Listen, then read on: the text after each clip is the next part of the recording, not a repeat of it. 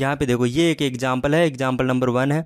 इस एग्जाम्पल के अंदर देखो ये हमारे पास जो क्वेश्चन दिया हुआ है, तो यहाँ पे सबसे पहले इसकी आइडेंटिटी चेक करते हैं। यहाँ पे P1, P0, P1 और P2। तो यहाँ पे ये देखो ये तो होगा P1, P0 इसका, ये होगा P1 और ये होगा यहाँ पे इसका P2 और ये होगा इसका P3। तो यहाँ पे देखो यहाँ पे e की पावर x, log x, त्रिकोणमिति और हाइपरबोलिक ऐसे कुछ भी जटिल फंक्शन नहीं होना चाहिए, केवल x की घातों के रूप में होना चाहिए। तो देखो यहाँ पे x की पावर में है, यहाँ पे भी x की पावर 1 है, यहाँ पे तो x की पावर 0 है, यानी कि x की घातों के रूप में। इसको हल करने के लिए अब इसकी पहली स्थिति लगाते हैं। सबसे पहले जो काम करना है वो देखते हैं हम।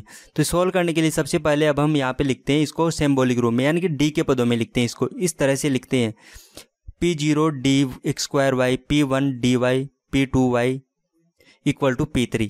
तो यहाँ पे हम इसको इस रूप में लिखेंगे। तो यहाँ पे देखो जहाँ पे डबल अवकलन था dx² लिख दिया, सिंगल अवकलन था यहाँ पे तो हमने इसको d लिख दिया और फिर y को कॉमन लेकर हमने इस तरह से कर दिया।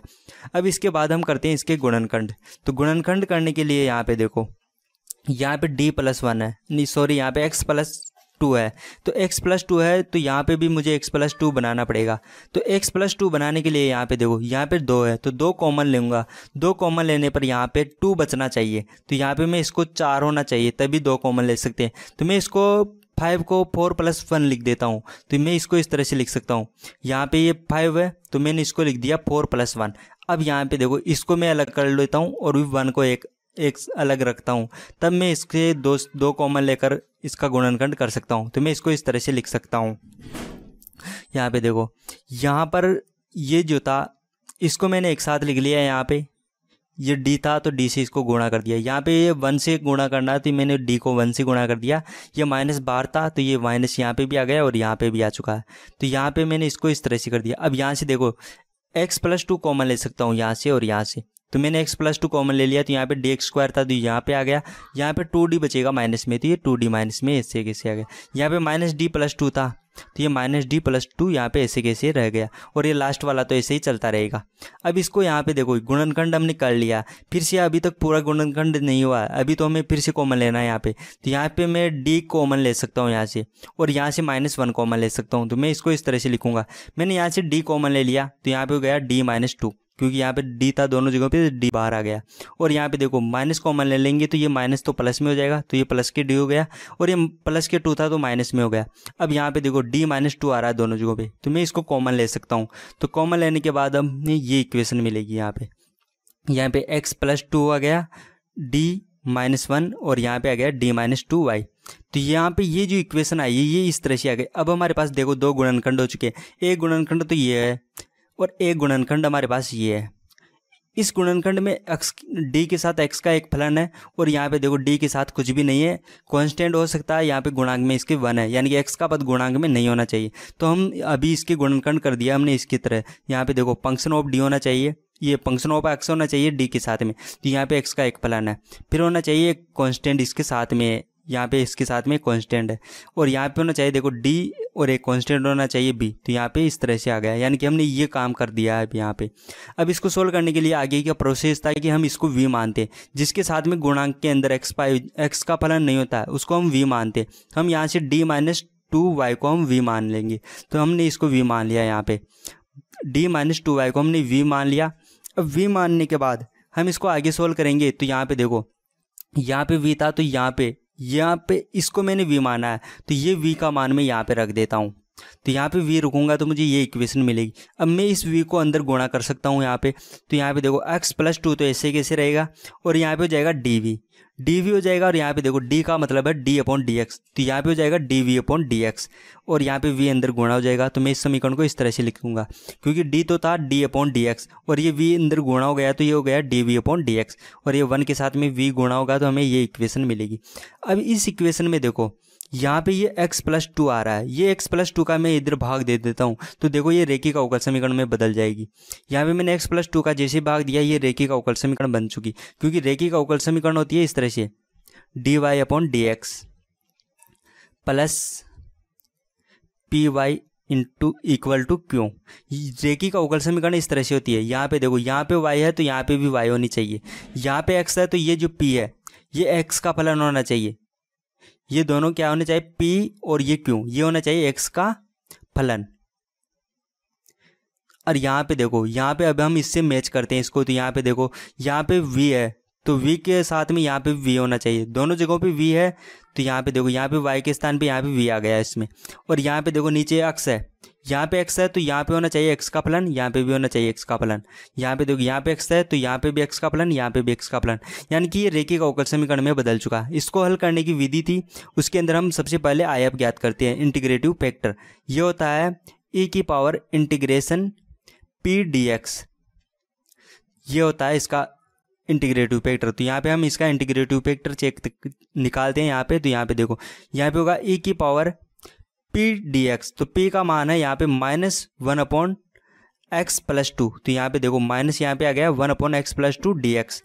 अब इसका इंटीग्रेशन करेंगे हम, तो इसका इंटीग्रेशन मिलेगा e की पावर माइनस का log x, और e की पावर माइनस के log x, तो हम इसको लिख सकते हैं 1/x+2। ये ऐसे कैसे आया, तो इसका रीज़न ये है कि देखो यहाँ पे -1 है तो ये ऊपर आ जाएगा, यहाँ पे गुणा में, log के साथ गुणा में जो भी होता है वो पावर में चला जाता है। तो यहाँ पे देखो गुणा में -1 है इसके, तो यहाँ पे इसकी पावर हो जाएगी -1, तो यहाँ पे पावर में चला गया। और e की पावर log होता है तो हम उसको पावर को, log को हटा कर लिख देते हैं। तो यहाँ पे देखो x+2 की पावर -1, तो x+2 की पावर -1 को हम लिख देंगे 1/x+2। तो ये आ गया हमारे पास आयप।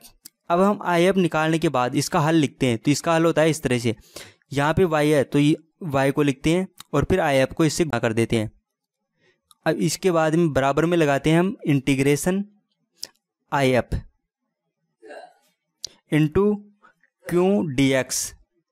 यहाँ पे देखो, यहाँ पे ये जो लास्ट में होता है उसको हम गुणा करते हैं आयप से और उसका इंटीग्रेशन कर देते हैं यहाँ पे जो भी होता है। यहाँ पे x है तो हम x के सापेक्ष इसका इंटीग्रेशन करेंगे, ये होता है इसका हल। तो यहाँ पे देखो, यहाँ पे भी इसी विधि से हम इसको सोल्व करेंगे यहाँ पे। तो यहाँ पे देखो v तो ऐसे कैसे आ गया, क्योंकि यहाँ पे y है और यहाँ पे हमारे पास v है, तो v ऐसे कैसे आ गया। फिर यहाँ पे आयप से गुणा करना है तो हमने आयप से गुणा कर दिया। फिर इंटीग्रेशन आएगा, इंटीग्रेशन में हम करते हैं आयप और क्यू दोनों को गुणा करते हैं और x के सापेक्ष समाकलन करते हैं। तो यहाँ पे देखो आयप तो ये है और क्यू ये है, इन दोनों को गुणा किया हमने। तो यहाँ पे देखो ये तो हो गया क्यू और ये हो गया आयप, दोनों को गुणा करना है और फिर इसका इंटीग्रेशन करना है हमें x के साथ। तो x के साथ हमने इंटीग्रेशन कर दिया, तो हमारे पास ये इंटीग्रेशन करना है। अब हमें इसका देखो इंटीग्रेशन करने के लिए मैं यहाँ पे डायरेक्ट मेथड यूज में लूँगा, क्योंकि एक फॉर्मूला होता है जो हमने पहले पढ़ा था 12th में, तो वो मैं यहाँ पे यूज में लेने वाला हूँ। वो होता है इस तरह से, यहाँ पे अगर हमारे पास यहाँ पे हो एक फंक्शन हो और उसका अवकलन हो यहाँ पे, और वो दोनों e की पावर x से गुणा में हो, तो हम इसका इंटीग्रेशन डायरेक्ट लिखते हैं e की power x f(x) plus c, ये हो जाता है इसका इंटीग्रेशन। यानी कि यदि यहाँ पे देखो मुझे e की पावर x तो दिख रहा है, तो मैं इसको दो पार्ट में तोड़ सकता हूँ, f(x) और उसका अवकलन। तो यहाँ पे देखो मैंने f(x) बना लिया इसे 1/x+2, तो इसका अवकलन हो जाता है ये। और इन दोनों को आप जोड़ के देखोगे, ऐड करोगे तो आपको वापस यही मिलेगा। यानी कि मैंने इसको दो पार्ट में ब्रेक कर लिया, दो पार्ट में तोड़ दिया, तो मुझे ये पार्ट मिले यहाँ पे। और यहाँ पे देखो, यहाँ पे इसका अवकलन ये हो रहा है, इसका मतलब मैं इसका डायरेक्ट इंटीग्रेशन लिख सकता हूँ e की पावर f(x), और यहाँ पे f(x) का मान क्या है, यहाँ पे 1/x+2। तो मैं इसका इंटीग्रेशन डायरेक्ट इस तरह से लिखता हूँ। अब ये हो गया इसका इंटीग्रेशन, ये जो पत्ता ये तो ऐसे कैसे आ गया, और इसका इंटीग्रेशन हो गया e की पावर x+2, ये 1/x+2 e की पावर x, और यहाँ पे एक कांस्टेंट आना चाहिए तो मैंने c1 लिख दिया है यहाँ पे। अब यहाँ से v का मान हम प्राप्त कर सकते हैं। तो x+2 से मैं इसको गुणा कर दूँ तो मुझे v मिल जाएगा, तो मैंने इसको x+2 से गुणा कर दिया और मुझे v का मान मिल चुका है।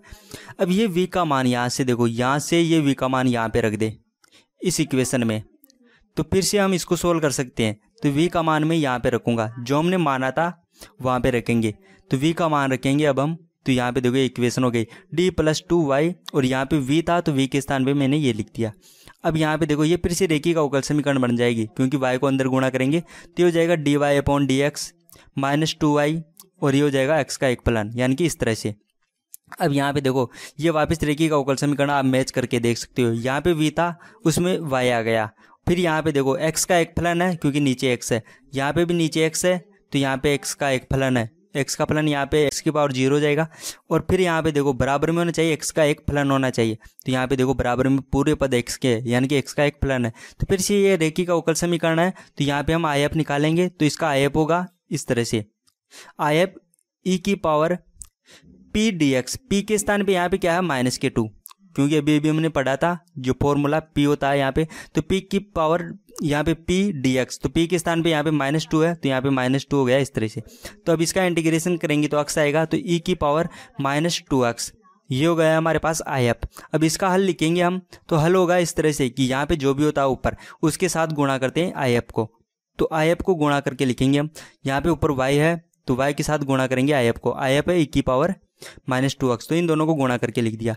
फिर आगे करते हैं हम इंटीग्रेशन करते हैं हम IF और यहाँ पे q, ये q के स्थान पे यहाँ पे ये है, यानी कि यहाँ पे लास्ट में जो भी होता है उसको और IF को दोनों को गुणा करते हैं और उसका करते हैं x के सापेक्ष इंटीग्रेशन। यहाँ पे e की पावर 2x, ये तो हो गया इसका IF यहाँ पे, और ये होता है यहाँ पे q के स्थान पे ये मान, तो इसको मैंने यहाँ पे लिख दिया। अब इन दोनों को गुणा कर दिया हमने, इसका करेंगे x के सापेक्ष इंटीग्रेशन, और एक कांस्टेंट C2 हमने लगा दिया क्योंकि इंटीग्रेशन करेंगे तो उसका कांस्टेंट यहाँ पे हमने लगा दिया।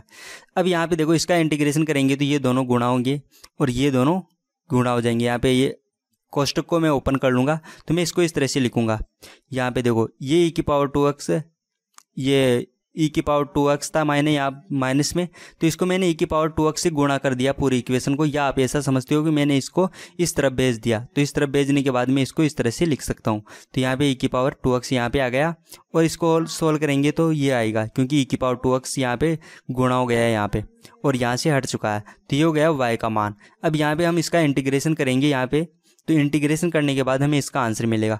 देखो e की पावर -x, इसका इंटीग्रेशन तो आपको आता है, और ये जो है इसका इंटीग्रेशन आप डायरेक्ट नहीं कर सकते, यहाँ पे आपको खंड समाकलन लगाना पड़ेगा, इंटीग्रेशन बाय पार्ट्स विधि से आप इसका इंटीग्रेशन करोगे।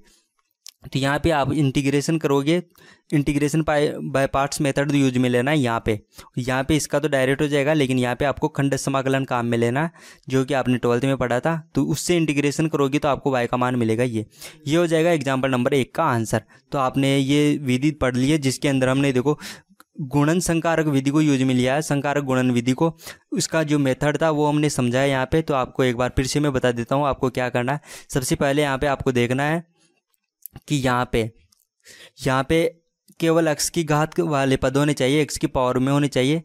e की पावर x, log x, त्रिकोणमिति, ऐसा कोई भी पद यहाँ पे नहीं होना चाहिए, हाइपरबोलिक जैसे कुछ भी पद नहीं होना चाहिए इस साइड में।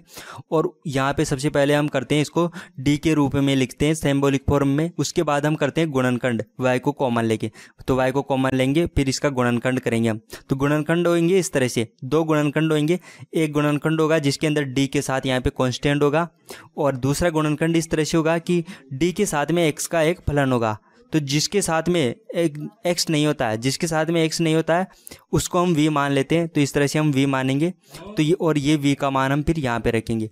उसके बाद v मानने के बाद हम इसको आगे सोल्व करेंगे इस तरह से, v रख दिया हमने इसके स्थान पे, v रखने के बाद रेखीय का अवकल समीकरण बनेगी और उसका इंटीग्रेशन करके हम v प्राप्त करेंगे, तो हमें इस तरह से v का मान प्राप्त हो जाएगा। ये v का मान जो इक्वेशन हमने मानी थी फिर से वहाँ पे रखेंगे, तो वहाँ पे रखने के बाद फिर से हमें इस तरह से एक रेखीय का अवकल समीकरण प्राप्त होगी, और फिर से हम उसका इंटीग्रेशन करेंगे तो हमें लास्ट में जो रिजल्ट है वो मिल जाएगा, और वो हो जाएगा हमारा आंसर।